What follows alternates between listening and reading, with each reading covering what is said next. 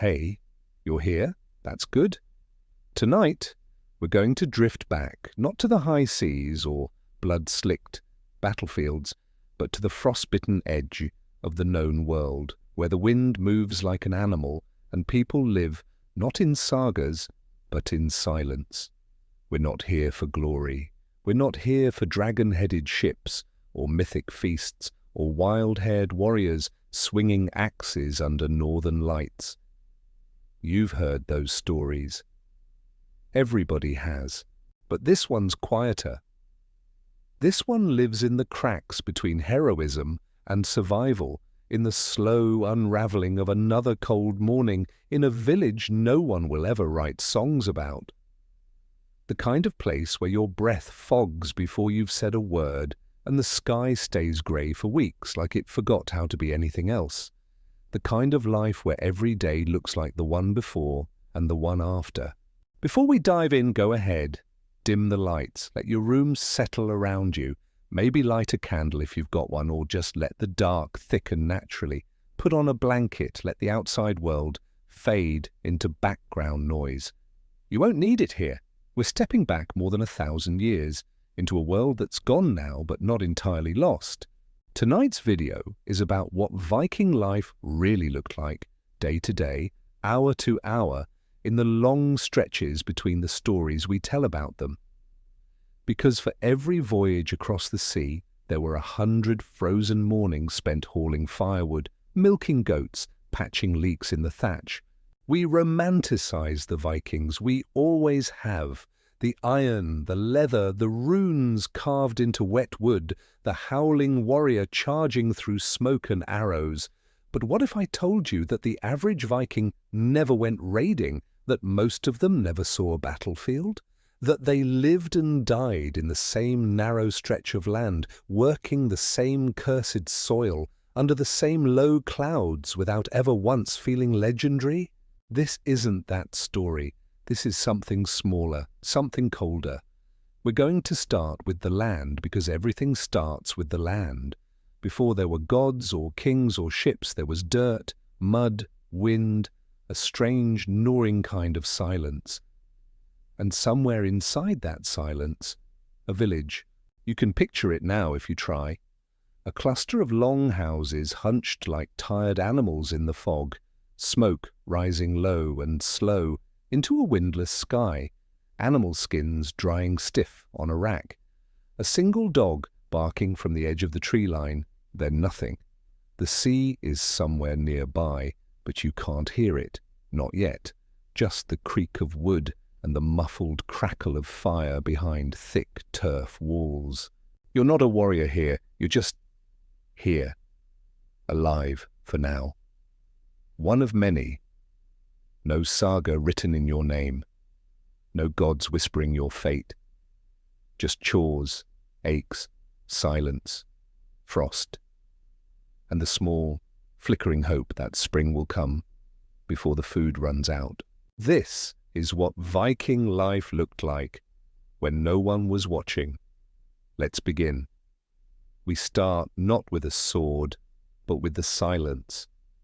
The land, the dark. The land doesn't welcome you. It doesn't care that you're here. In the far north, where the trees grow thin and the ground freezes hard, by early autumn, survival doesn't come easy. The soil is stubborn, full of stones and old bones and bitter roots.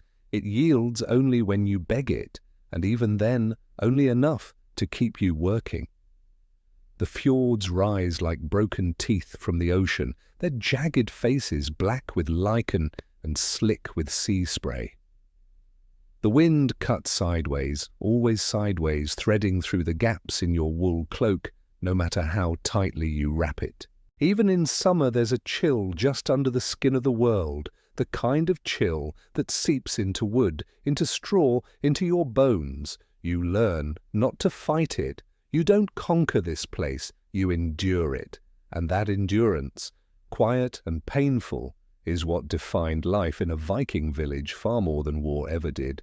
There is beauty here, yes, but it's not kind. The moss glows green after rain, but the rain comes often and never softly. The sky is wide, but always heavy, a sagging sheet of grey that seems to press down on the land, on your shoulders, on your chest. When the clouds part, it feels less like a gift and more like a trick.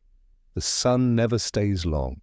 Step outside in the early morning, and the silence swallows you. Not peaceful silence, raw silence. The kind that rings in your ears and makes your breath feel too loud. No hum of electricity, no distant roads, no birdsong in winter. Just the crunch of frost underfoot and the slow drag of smoke curling from chimney holes. And yet, this is home. The village itself is small. Maybe 30 people, maybe 50, spread across a handful of long houses with turf-packed roofs and walls made of timber and wattle. There's no straight lines here, no clean geometry. Everything sags a little, everything leans. You walk between houses on narrow footpaths made of packed mud, watching your step so you don't slip on last night's ice. Animal pens line the edge of the village, full of dull-eyed sheep and half-starved pigs. The smell is thick, manure, wet hay, sweat, smoke, but no one flinches. You've stopped noticing it, like the cold, like the hunger, like the ache in your shoulders. No one speaks loudly here. There's no need. Everyone knows what has to be done. A glance, a gesture, maybe a grunt. That's all. Voices rise only when something breaks, or someone dies. In the evenings, there's the hearth. The single fire in the center of the longhouse, smouldering more than burning, smoke drifting upward through a hole in the roof. People gather close, not because it's cozy, but because it's the only warmth you'll get. You sit shoulder to shoulder on low benches made of rough timber. You eat what's left from the winter stores, mostly barley, maybe some dried fish, turnip if you're lucky. The good food ran out weeks ago. And then there's nothing. The sun goes down early and the dark comes fast. Candles are too precious to waste. You sit in the dim with your own breathing, your own thoughts, trying not to think about how long it will be until spring. You listen to the old woman in the corner mutter prayers into her blanket. You listen to the wind scratch at the walls like it's looking for a way in. Outside, the village is still. No laughter, no song. Just the slow groan of old wood and the soft shuffling of animals in their pens. And this is normal. This is what life looks like most days of the year. Not raids, not treasure, not grand adventure, just mud, cold, smoke, silence. This is the world before history arrives, before the gods roar, before anything worth remembering happens. It's not waiting, it's enduring. And it goes on like this, hour after hour, day after grey day, while the stories you've heard, the ones with blood and fire and steel, happen somewhere else. Not here. Not to you. Here, you've got work to do. You wake up before the light does. Not because you're rested, not because you want to, but because someone kicked the embers back to life and now the smoke is creeping low across the floorboards and the air inside the longhouse is just a little less cold than the air outside it.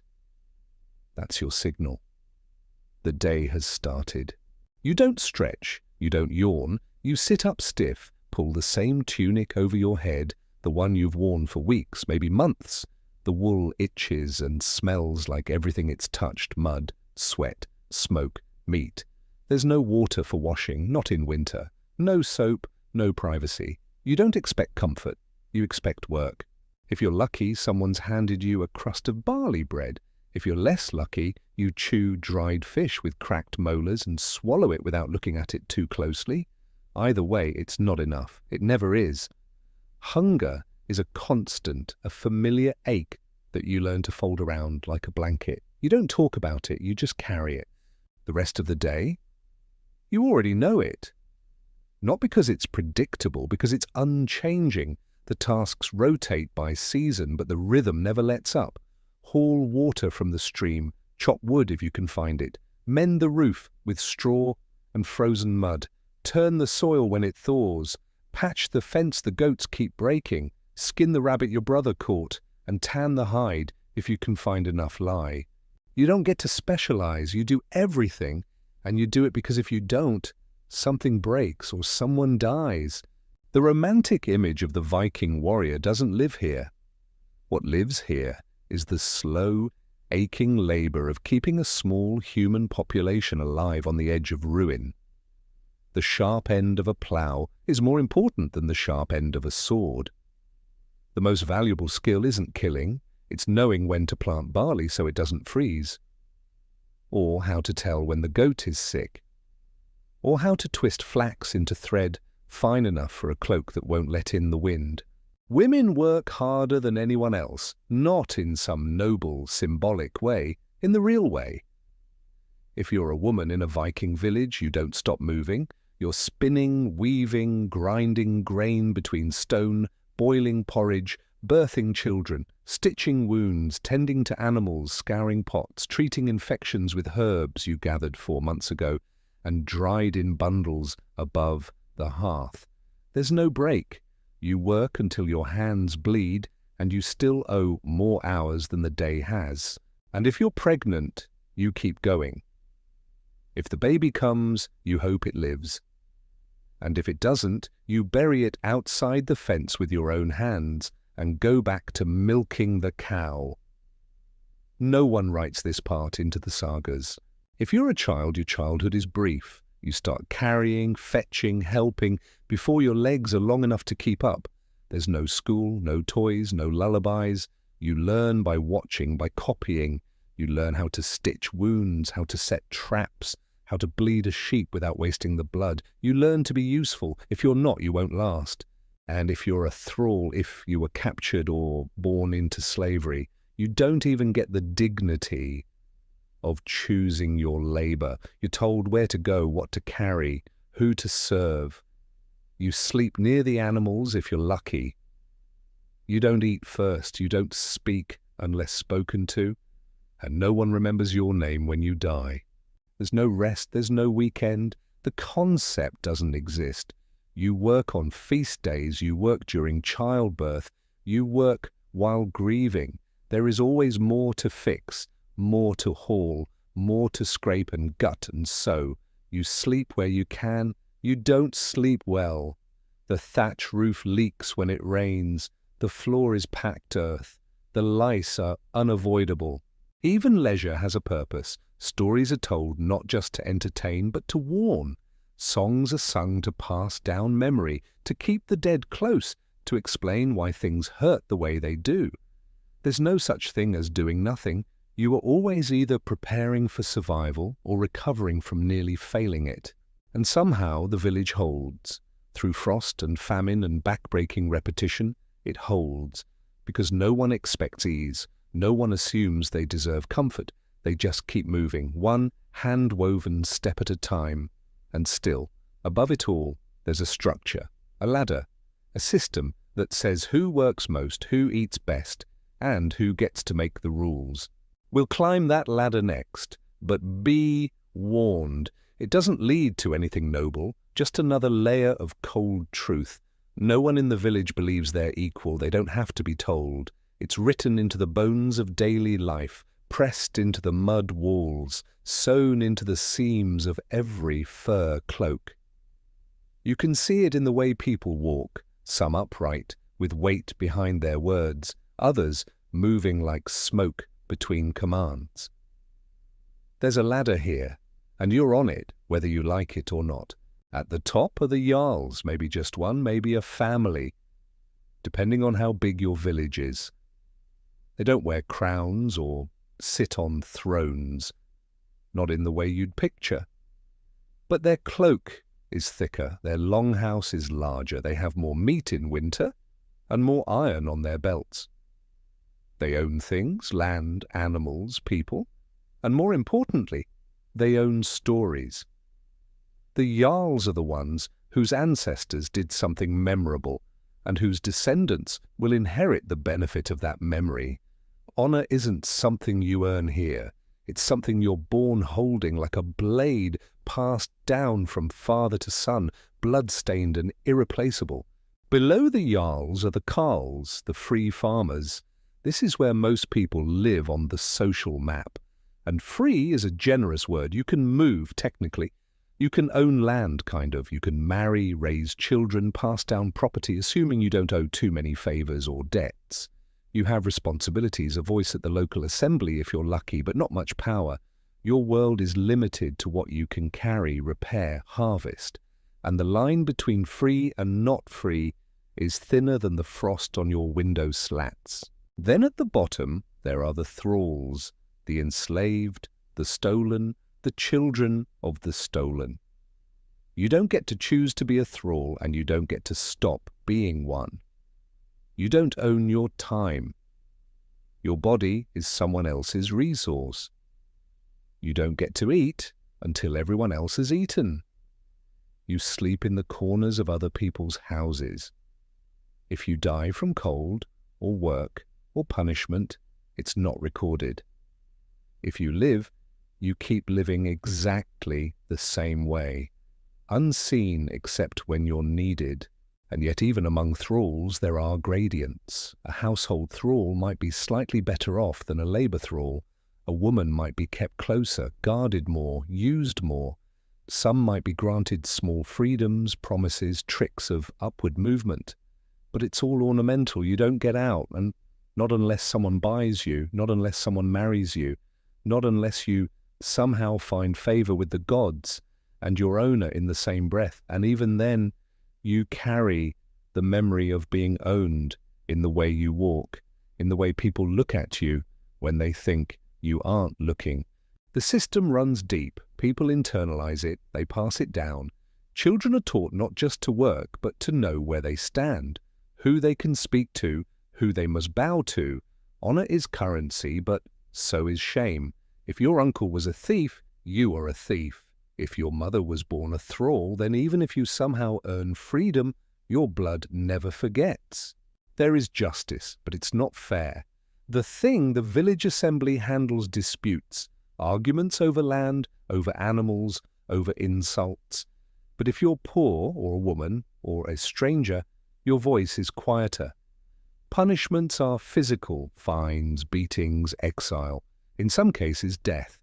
Sometimes your body pays for what your brother did. Sometimes your daughter is taken in place of a debt. Law is flexible if you're powerful, and rigid if you're not. Shame is public. An insult to your honor isn't just words, it's an accusation that can change your place in the village. You might be challenged, you might be exiled. You might have to fight, or grovel, or pay with livestock you can't afford to lose. People remember everything. That time you broke your oath, that time you failed to avenge your brother, that time you let your animals starve. The memory of a village is long, and forgiveness is not always part of the code. Even inside families, power plays out in quiet hierarchies. The oldest son gets the best of what's left behind. Younger sons inherit less, or nothing. Daughters are currency in marriage deals. Marry well, and your family climbs. Marry poorly, and you drag everyone down with you.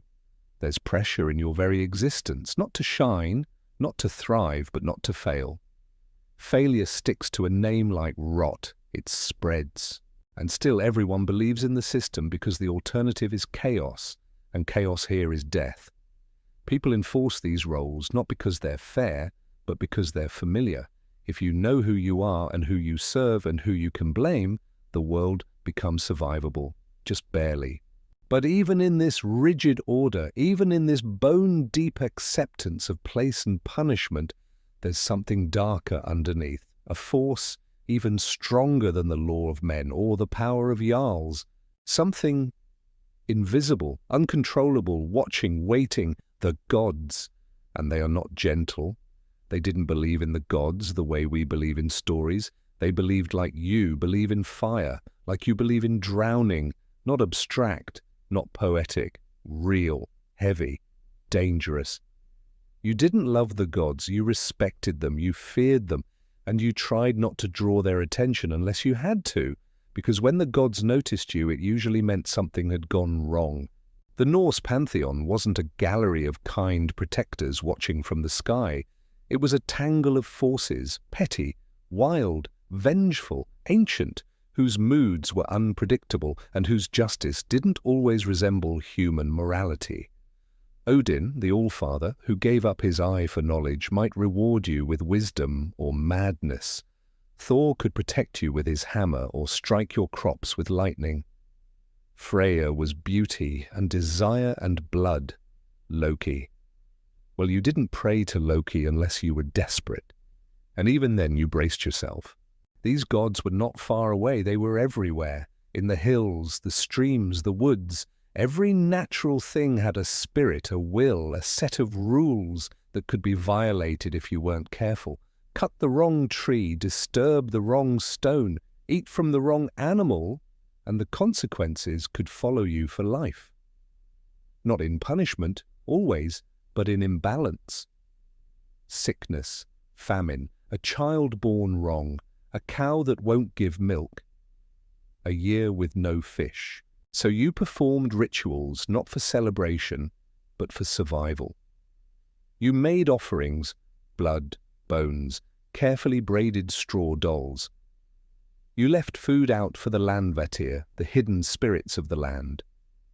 You hung small tokens near the thresholds of your house to keep trolls away.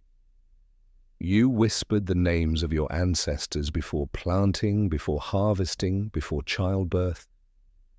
You wore iron charms, bone charms, carved wood charms, anything to hold back what couldn't be seen. And you watched the skies, always. A raven flying left to right across your path might mean luck, or it might mean death. You didn't risk it. If the runes cast wrong, you didn't ignore them. You changed your plans no matter the cost. The gods didn't make room for the stubborn. Even your work was sacred. Weaving wasn't just weaving, it was tied to the fates, to the Norns, the women who spun and measured and cut the threads of every life. A tangled thread could be a bad omen. A torn cloak might mean a torn future. Every stitch, every knot, every shape of the smoke rising from your hearth, it all meant something. And then there were the dead. The line between life and death wasn't clean in the Viking world. Ancestors weren't gone. They lingered. You could feel them sometimes in the corners of the longhouse, behind the creak of the roof beams. You buried them with care, tools, weapons, food, because you expected them to need those things in the next world. And if you failed to honor them, they might return. Not as ghosts exactly, as weight, as presence, as wrongness in the air. Sometimes you buried the dead in ships, sometimes in mounds. Sometimes, if they died badly, you burned them to keep the world safe. The dead had rules, the living had to follow them. When winter came, belief got heavier. Nights lasted longer, the wind sounded different. Children were told stories of the wild hunt, of dark riders storming across the sky, of Odin leading a pack of furious dead through the clouds. If you saw them, you didn't look long. You hid, you covered your hearth, you prayed they didn't see you. The solstice was the thinnest point of the year when the world turned dark and the dead turned restless. You slaughtered animals not just for food, but for sacrifice. Blood smeared on doorposts, on tools, on your own skin if necessary. You drank from the bowl in the center of the circle, warm and coppery, and thanked the gods for not forgetting you. Not yet. And it wasn't just fear. It was understanding. That you were small. That you were temporary. That the world had teeth and it could bite. This wasn't religion as comfort. It was religion as survival. As a language for explaining why your brother drowned, why your child won't wake up, Why the frost came early. Why you heard something breathing outside your longhouse that wasn't the wind. People didn't turn to faith because they were weak. They turned to it because it was the only thing big enough to make sense of the dark. And when you live this close to the edge, you don't need hope. You need structure. You need warning. You need the feeling that someone, somewhere, is keeping count. But even that feeling can wear thin, especially when the snow doesn't melt, especially when the cold comes early and never leaves, especially when your gods fall silent and all you're left with is the dark. You don't remember the last time the sun came out properly. Not really. In stories, winter is just a season, a backdrop, a setting for snow-dusted romance or glowing hearths and warm bread. But in a Viking village, winter isn't poetic. It's not an inconvenience. It's a trial, a living presence. And when it settles in, it doesn't ask permission. It just takes. The cold here isn't crisp or charming. It's wet, bone deep. It seeps into your bedding, into your boots, into your teeth. The wind doesn't whistle, it claws, and it never stops. It moves through the longhouse even when the doors are shut. It creeps through every crack and knot in the wood, every seam in the turf, every fold in your clothes. You can feel it in your lungs. You can feel it in your dreams. There's a kind of silence that happens in deep winter that isn't peace, it's vacancy. The animals don't make noise. The ground doesn't creak. The birds are gone. The world is holding its breath, and all you can hear is the thud of your own heart in your ears and the distant snap of wood in the fire. You stay inside mostly. You huddle around the central hearth with the others, packed together like coals in a dying flame. Everyone smells like old wool and smoke. Everyone's eyes are ringed in shadow. The younger children cough more than they talk. The elders stop speaking altogether, their breath shallow, eyes distant, staring at the wall like they're already somewhere else. There's no privacy. You sleep next to the same people you work with, eat with, mourn with. You hear everything, grinding teeth, whispered prayers, stomachs growling in the night. The longhouse doesn't echo, it absorbs. It holds your voice and folds it into the dark. The fire never fully warms the space, it just makes the cold around it slightly less cruel. And when the fuel runs low, and it always does, you start making choices. Burn the furniture? Tear up part of the wall? What matters more, heat or shelter? The worst days are when the wind shifts and the smoke won't rise. You sit choking in your own house, eyes watering, lungs raw, because you'd rather breathe smoke than freeze to death. Time goes strange in winter. The sky is always dim. The line between dawn and dusk is barely visible, and you start to lose track of days. You wake when someone wakes you. You sleep when exhaustion finally wins. You can't see the stars. The sea is frozen. The land is white and dead. And in the dead hours, those thick, slow moments just before morning, you start to feel the shape of thoughts you don't want to have. What if the grain doesn't last? What if the cow dies? What if no one comes back from the next hunt? You do the math in your head. How many mouths, how many sacks left in the storehouse? You lie still under your fur blanket, trying to count quietly, trying not to think too loud. You don't talk about depression. That word doesn't exist here, but it lives among you like a fog that never lifts. People get quiet, listless. They stop eating, they stop working. They stare too long into the fire. They walk out into the snow and don't come back. And when they do, no one says suicide. They say accident. They say the cold took him. They say nothing.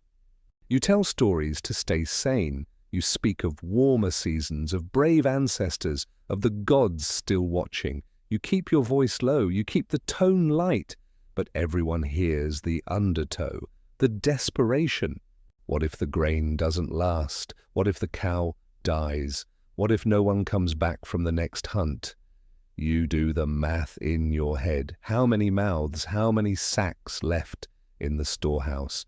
You lie still under your fur blanket, trying to count quietly, trying not to think too loud. The winter doesn't kill quickly. It starves you, it wears you down, it makes everything heavy, your body, your thoughts, your silence.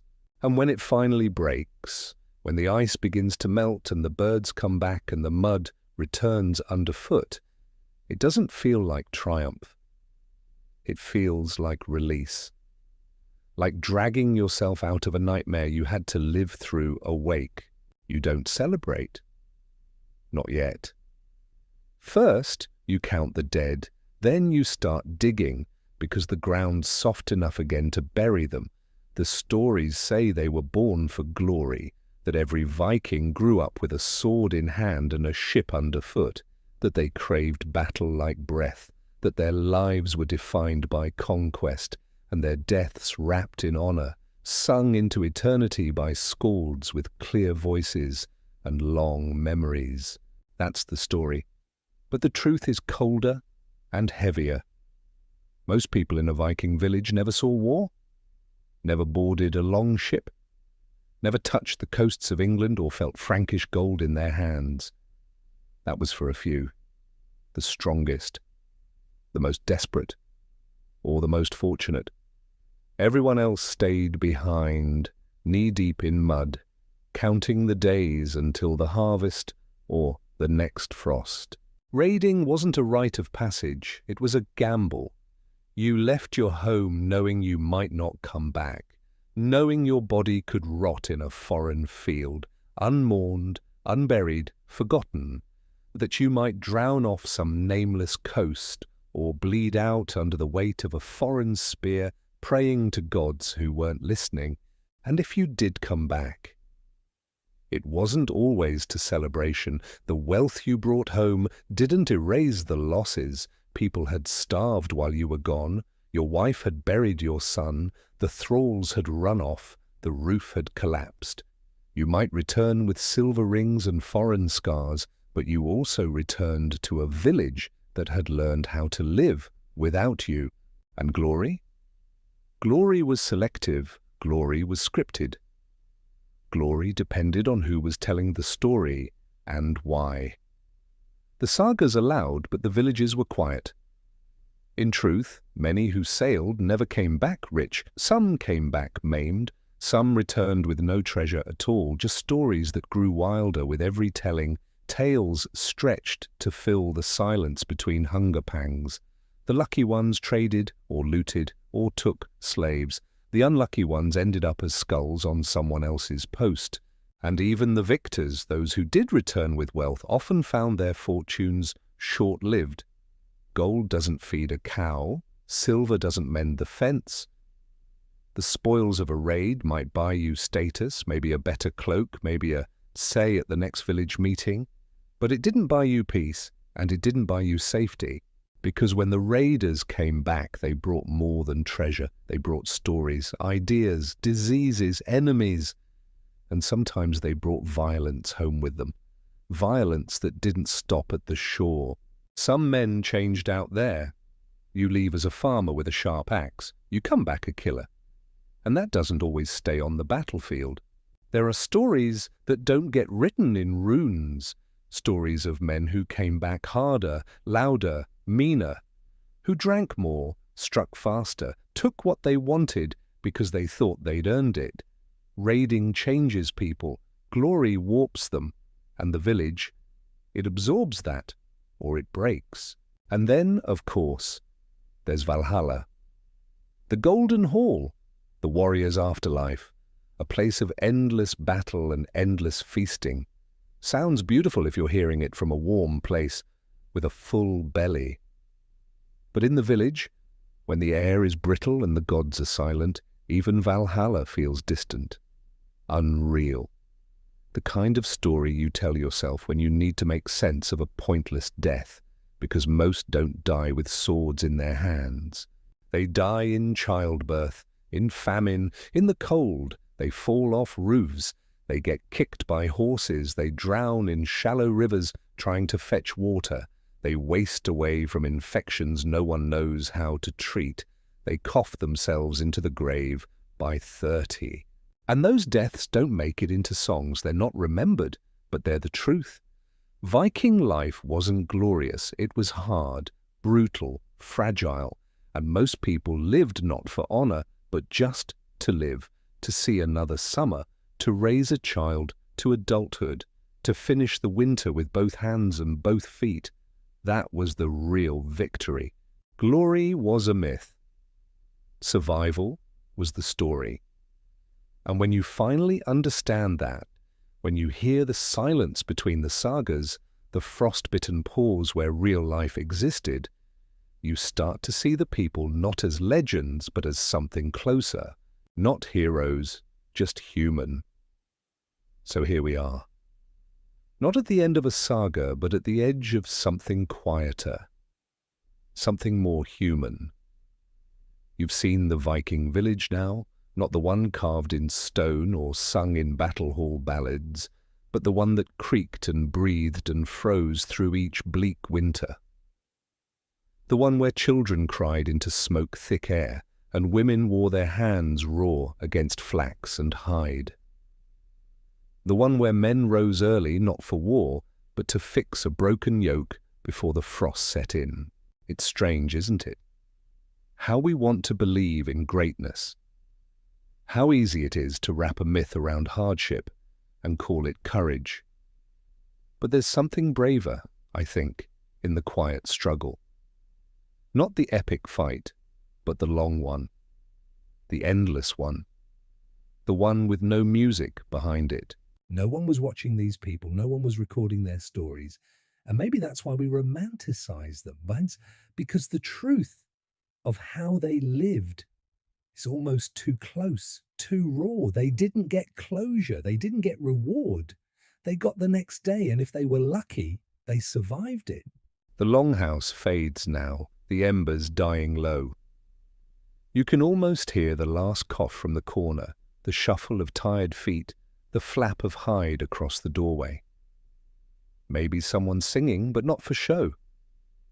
Just to keep the dark from thinking it's won. Outside, the night folds over the village like a heavy cloak. The trees sway without sound. The frost has started to form again on the eaves. And overhead, the sky has opened, stars blinking cold and distant, like the eyes of gods too old to care. But even here, in this hard world, there was a kind of beauty. Not the beauty of gold or conquest, the beauty of staying, of breathing, of hauling another bucket of water from the stream and daring to believe the ice will break before your spirit does. And now, as you lie back, blanket up, lights low, you carry this story with you. Not the war cries, not the shields, but the soft, painful truth beneath them. That these people lived hard lives, and that they lived them anyway. So rest now, let the smoke settle, let the frost press against the glass. You've walked through the cold, you've stood in the dark, and you're still here. Good night.